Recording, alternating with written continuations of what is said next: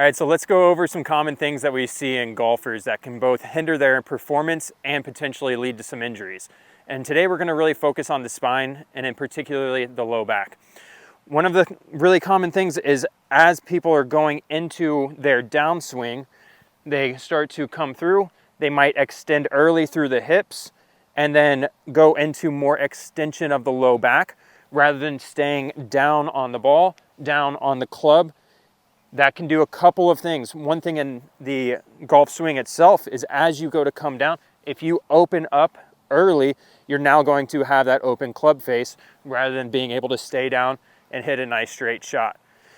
From an orthopedic and injury standpoint, what can really happen here is as we come down and we open up, now we're going to start to create some compression onto the joints on the back side of the spine, those facet joints. And then that extension and compression along with the rotation and the shearing forces from that can also cause some irritation and injury to the disc. So sometimes that might lead to just local pain from the facet joint on the backside, getting irritated and potential radiation in the hip, or sometimes it can actually cause full radiation down into the leg. So for us, when we go into this swing, we really want to focus on this stretch of our fabric and just closing down that stretch of the fabric. So right here, coming down, staying down on the club face and just closing down this rib cage towards that hip.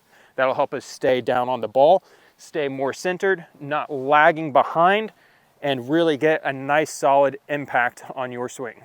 All right, so let's look a little bit more specifically on this as far as avoiding some of that extension as we come through our downswing, which can really cause a lot of tightness through those erectors along the spine and also create some of that irritation in the joints right over here. So now when we look at this, we have two of our lumbar vertebrae with that disc in the middle. If we are going into a lot of that extension pattern in our downswing, now we can start really compressing and loading these joints. That can really cause a lot of irritation. So especially as we go into that extension with that rotation, as you can see, there's a lot of load that goes into those joints. For us, we can also have issues with the disc as we are creating a ton of that compression and we go into that flexion pattern at the end of our swing. We can start ending up, instead of being a nice, easy seesaw or teeter-totter, we can start going into more of a nutcracker aspect, which can cause more compression into the disc and more irritation as well.